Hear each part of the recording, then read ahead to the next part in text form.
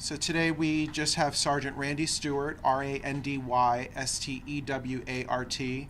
He's our only speaker today. We've already sent out the Form 4 as well as the booking photo of the high school teacher that we're referring to.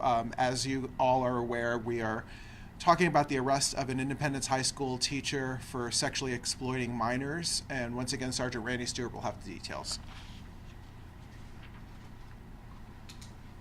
Hello, again, I'm Sergeant Randy Stewart. I'm just going to give you kind of a brief synopsis of what we've found so far in this investigation, but just keep in mind that this investigation is still ongoing. This incident actually happened on Monday, March 18th. It was about 9 a.m. in the morning. It was during spring break at the high school, Independence High School. There were some students that were doing kind of like an extra credit project for the media area of the school. And Mr. Carrion was part of that, and there were 6 students that went there. And in this room, they have, the classroom, then they have the attached media room, and then there's another room that's attached, which is the dressing room that the students will use when they're doing some of the media projects, to change in and out of different types of clothing. There were 4 females and 2 males, teenagers, all of them. And when the 2 males went to the dressing room, one of them actually noticed a charging block. And in the charging block, he noticed that there was a little pinhole lens in it, and that was actually a camera. So he took it out of the wall where it was plugged in at, and then showed it to one of the other students, the other male student that was in the room with them. They're also able to take out the SD card that was in that charging block. Then went out, they discussed it with the other 4 females that were part of the project. And then they went back to the room and started looking to see what else they could find. They ended up finding another charging block that was plugged into the wall, along with a clock, which they found a lens in. The students, as they were doing this, Mr. Carrion discovered that one charging block was missing. And then he started beginning to ask the students what happened, where's this at, started talking about it belonged to the maintenance staff. And then eventually got to the point where he was checking the students' pockets, making them empty out their pockets, check their backpacks, and acting kind of frantic is what the students noticed. The student kept it hidden, ended up saying that he had to leave, and then the students ended up leaving, and then eventually went home where they contacted the police. We responded, took the initial report. Our investigators immediately started working this. They did end up serving a search warrant to actually retrieve what was on the SD card that the student saw, which were 4 of the female students in the room changing at various different states of being undressed. And then they were also served a search warrant on the home. I could tell you as far as there are items of evidence that we recovered from the home, but that those items are still being processed, and that part of the investigation is still ongoing. So yesterday afternoon, late afternoon, Mr. Carrion was placed under arrest. And I can tell you he's charged with 4 counts of voyeurism, 4 counts of surreptitious recording, and also 1 count of exploitation of a minor. Does anybody have any questions? Is there any reason to believe that there could have, obviously the students found 2 others, total of 3. Is there any reason to believe they could have missed any and there could have been more in the classroom? Yeah, so they were pretty thorough about going back to the school. I can tell you that the school and the SRO that works there have been very helpful in this investigation. They did end up recovering one of the charging blocks. So let me one of the SD cards, which I could tell you that was actually deleted, but we do have obviously some items that help us recover some of that images. And those images that were on that of the recording did match what the student had taken before, but from a different angle. So it was one of the SD cards from one of those other 2 devices.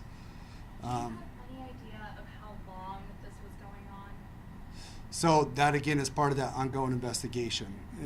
As they go through a lot of these items of evidence, they might be able to find, obviously searching for anything that's related to this case, but if they start finding things that happened in prior dates, they'll start trying to put those pieces together. We just haven't gotten that far in that investigation yet. This teacher was somebody who was established, had trust in his community, correct? I could tell you that he was a teacher at that school. As far as the exactly what his role is, how close he was to the students. He'd been doing this for a while. Had definitely good outreach with the students. But again, that's really for more of the school as far as understanding that part of his role.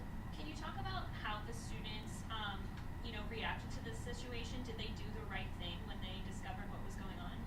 Yeah, I mean, obviously the male student that took the SD card and actually kept it as evidence was very helpful in our investigation.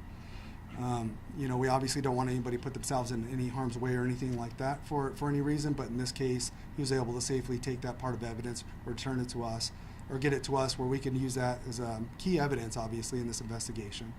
So again, with all the students that were involved, they did the right thing. They stood up for themselves. They got out to where they needed to be, to a safe place, and reported to their parents right away, and then got that to us where we could take over that investigation and work that item of evidence and come up with this arrest. Speaking of investigation, how do you come up with an arrest on someone like this when you have this type of evidence? I mean, is it something we're trying to set up to watch him, or just straight out arrest him? Yeah, I mean, once the evidence was processed, it was just a matter of getting everything processed and getting the investigation where they need to be. They feel comfortable with making these charges. And once those things were in place, they were able to locate them and arrest them. Just to confirm, how many cameras were found in this case? So the students had found 3 cameras. I believe we recovered one of those so far, plus the SD card that went to one of the other cameras. Did you find more at his house, a library of other things? Yeah, and that's part of that ongoing investigation. I don't have all the details to all the items of evidence that they received from there, but I can tell you they are still working that, and they'll keep working that case. That could be going on for several months, though. Obviously, a lot of these cases, to get the items, we write a search warrant for the items. Then to actually recover that digital evidence, sometimes that requires an additional search warrant. So that does take a while to process it also, so it could be a while before all those items of evidence are processed. What was the age range for these teens that were involved in this? The teens were age range between 15 and 17 years old. And he used spring break extra credit. Can you talk a little bit about that? Is that something that was legit? Did he just make it up? Did the school know anything about it? Yeah, I mean, as far as the details, from what I know, it was something that the students arranged with the teacher for extra credit. But beyond that, I don't have any further information on that. How's the suspect doing right now? I mean, you've heard rumors he might have been taken into psychiatric evaluation. Yeah, I mean, I can tell you that we picked him up yesterday, placed him under arrest. I didn't really get any specifics, though, about his state or anything about that. Is he a family man, or just call him a teacher? Yeah, I know he's a teacher, but as far as his personal life, I just don't have a lot of information on his personal life at this time. No previous records from this till now? Nothing that we're aware of, no. Can you explain from when the students found the cameras to when the police department went in and got the evidence of the extra cameras that you guys were able to find?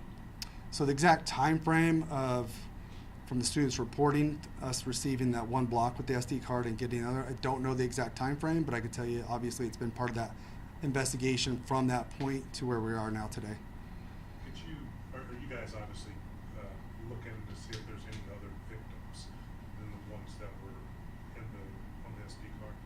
Yeah, so obviously the search warrants we're covering is for this particular crime, but if other items of evidence are discovered during that might relate, then that will open up doors to other investigations. Just have not gotten that far yet. Not sure if you're able to comment on this, but I think just with a lot of new technology coming out, cameras are getting smaller and smaller. Can you kind of explain what this camera looked like, or what somebody can keep an eye out for if they do come across maybe a situation where they think somebody might be filming them?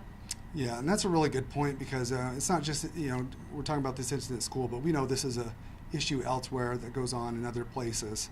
A few things, just always be aware of your surroundings. When something doesn't look right, maybe take a look at it. The device in this particular case was, imagine just a regular charging block, just those little cubes, and it just had a small little pin-sized hole right above where the USB cord would go.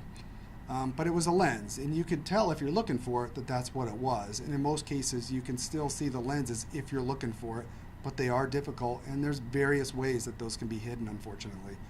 So the best thing to do is just be aware if something especially looks out of place, doesn't look right, look into it, especially if you're in a place where you're wanting some privacy. These are obviously kids that were in school, 15 to 17, still pretty young.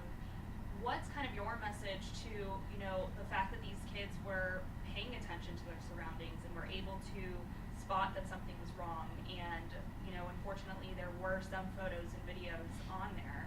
I mean, this could have escalated to something worse. I know we're still obviously in an open Right. investigation, but can you kind of speak to that? Yeah, I mean, as far as the students in this particular case, obviously they were brave and taking matters in their hand and not just ignoring something that they saw that wasn't right. And that was the biggest thing, is that they knew something was wrong and they took the appropriate actions to try to figure out how to deal with that situation. And in this case, it was taking the item, going and talking to their parents, which eventually led to reporting to the police. How are the kids doing? I mean, this is an invasion of privacy here. They're supposed to be safe at school. I mean, how are they? Yeah, I can tell you that there is obviously some emotional, they're emotional about it, obviously. This is very upsetting. I think any of us, even as adults, would be upsetting, especially when it's somebody that you trust, and that gets, portrayed. And it's something that they will deal with. We will definitely do whatever we can, as far as we do have victim assistance services, and that we'll do whatever we can to help them out to get through this. Possibility maybe there are other victims. This possibly could not be the first time. What should parents look out for if maybe they think their kids, have gone through this and somehow don't say anything, kind of thing? I mean, how can you talk to the parents about, what to do if they think something like this is happening to their kids? The biggest thing is have an open dialogue with your children and be honest about the reality of what we face in our world. And when you see things like this that may affect them, have that open dialogue, talk to your children about these things, make them aware of situations that they may come across someday, so that when they do, that they're a little more prepared for it. What else? I mean, you covered a lot. Did the kids express any red flags about this teacher beyond this incident? There was none that was brought to my attention at this point.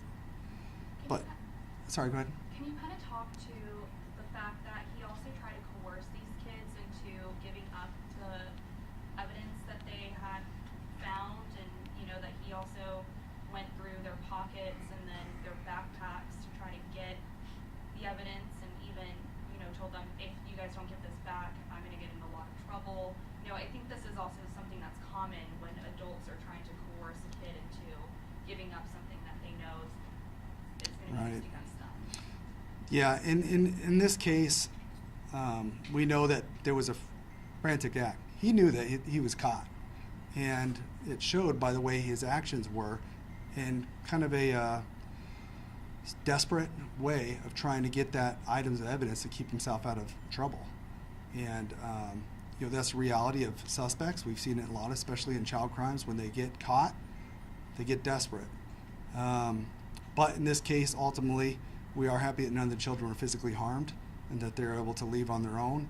And again, one of them even had a piece of evidence that helped them out in this investigation. And if I can just go back to your question, I do want to stress again that when these things happen in children's lives, when parents see it, just have that open dialogue. Talk to your children about the realities of what they might face, and that when they do face those, they're going to be a little bit more prepared if you've had those discussions. Thank you. And just to really echo what Sergeant Stewart just said, we're really proud of what these teenagers did. They were smart enough to go ahead and say something, react to it, take the items out of the room. All of that was very crucial for this investigation. We also want to commend the school and the school district. They have been very cooperative throughout this whole investigation as well. They are, not only did they remove this teacher from the school immediately and take action, they're actively working with the students to get them any help that they might need as well. So we really want to commend the school and the school district as well with all this, and we thank you guys for the coverage.